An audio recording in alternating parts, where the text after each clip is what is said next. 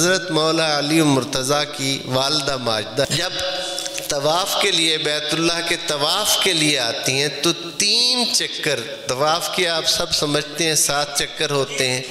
3 چکر طواف کے جب مکمل کیے تو عین آثار جو تھے وہ شروع ہوئے. اب بارگاہ رب العزت میں عرض کی باری تعالیٰ میں تیرے گھر کی زیارت کے لیے حاضر ہوئی تھی. جو گھر پہ آتا ہے اس کا فکر تو گھر والے کو ہوتا ہے. بس جیسے ہی بارگاہ رب العزت میں یہ التجا کی تو بیت اللہ کی دیوار جو تھی وہ شق ہوئی اور جناب فاطمہ بنت اسد اندر تشریف لے گئیں. حضور کی تشریف آوری ہوئی حضرت مولا علی مرتضیٰ کی. علامہ برہان الدین حلبی ہمارے اہل سنت کے سیرت کے بہت بڑے محدث ہیں اور محدث ہونے کی وجہ سے سیرت ان کا بہت بڑا موضوع ہے. انہوں نے اپنی ایک سیرت کی کتاب لکھی سیرت حلبیہ. علامہ برہان الدین حلبی علیہ رحمت لکھتے ہیں کہ جب آپ کی ولادت باسعادت بیت اللہ شریف میں ہوئی تو آپ نے نہ تو آنکھیں کھولیں اور نہ ہی ماں کے دودھ کی طرف رغبت کی. حضور رسالت مآب صلی اللہ علیہ وآلہ وسلم کی خدمت اقدس میں عرض کیا گیا.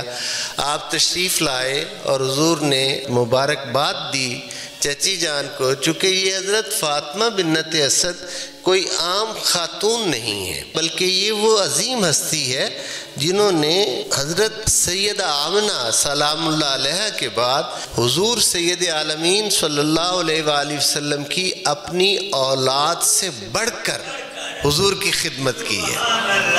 اور یہ اس لیے ہے کہ جب اللہ تعالیٰ کسی خاندان میں نبوت عطا فرماتا ہے تو اس نبی اور رسول کی نبوت و رسالت کا سب سے پہلے علم اس کے خاندان والوں کو ہوتا ہے تاکہ وہ نبوت کی شان میں کسی قسم کی کوتاہی نہ کریں.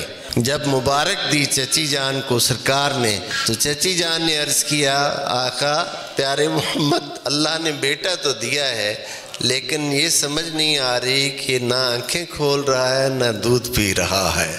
سرکار نے جو ارشاد فرمایا میں اس کا ایک جملے میں ترجمہ کرتا ہوں.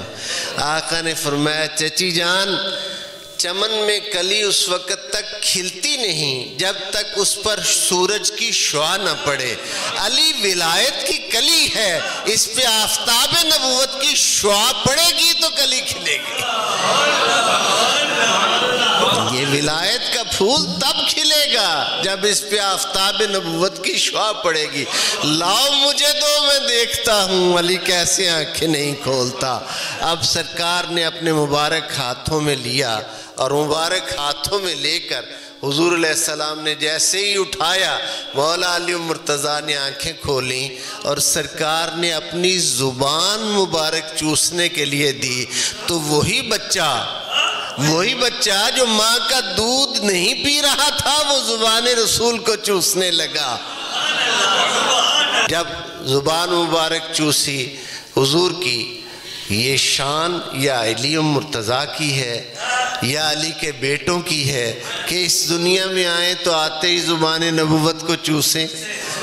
جی اس دنیا میں آئیں تو آتے ہی زبان نبوت کو چوسیں. یہ شان تو انہی ہستیوں کے ساتھ خاص ہے نا.